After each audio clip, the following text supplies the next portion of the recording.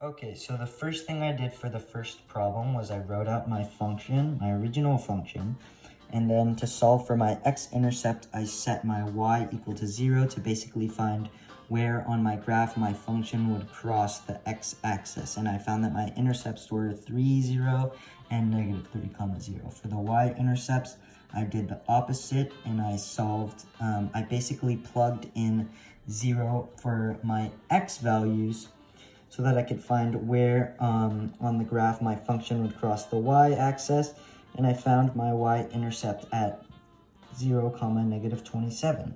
For my vertical asymptote, I basically looked at my function, and because it is a quadratic with no denominator, we would know that there's nothing that can make it undefined, so therefore there would be no vertical asymptote.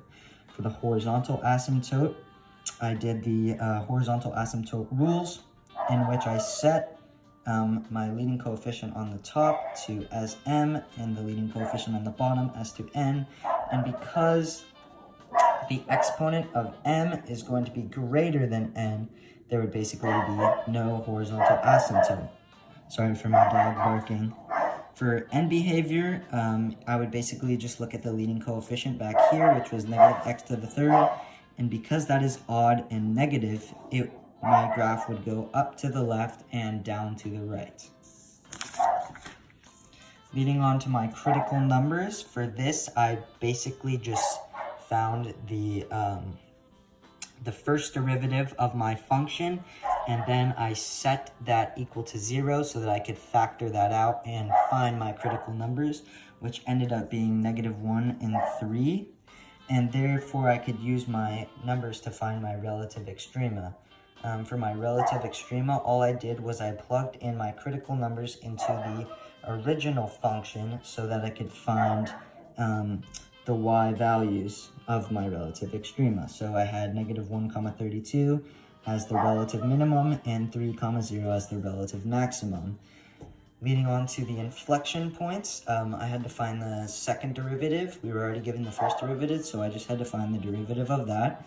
And then I basically just found that when I setting it to 0, that my x value would be 1, and I could use that to find concavity.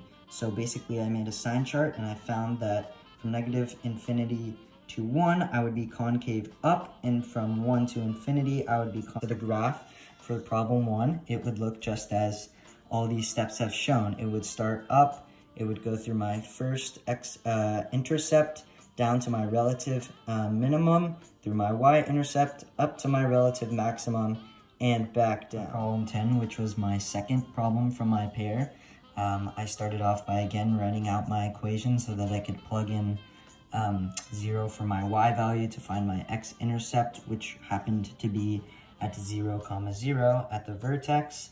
And when I plugged in 0 as my x values to find my y-intercept, similarly I found that both the x and the y-intercepts were going to be at the vertex at 0, comma 0.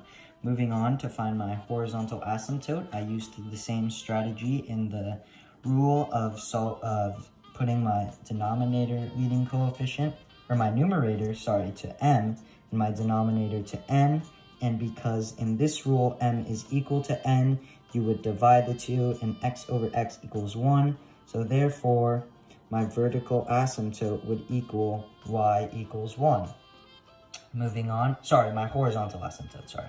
My vertical asymptote, I would set as y equals x over x minus 2 to basically find what would make it undefined. And because 2 minus 2 on the denominator would equal 0, it would be x over 0, which is undefined, and would make my horizontal asymptote at x equals 2.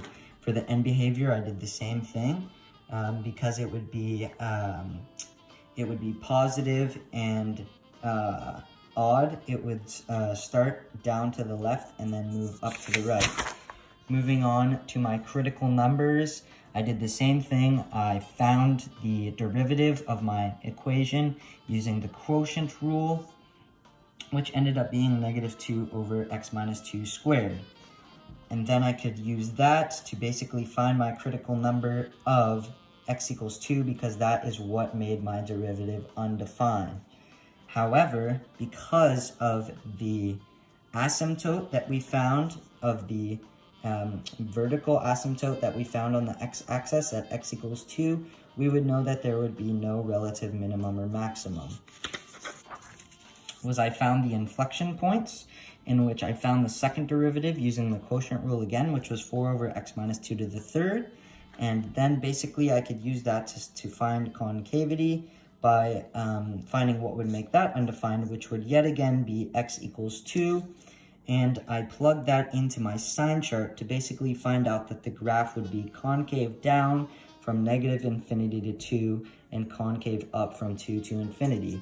Moving on to our final graph, it would look just as these steps pointed it out. There would be our vertical and horizontal asymptotes. We would have our x and y intercept, which was at the vertex, and our two graphs that would be separated by the asymptotes.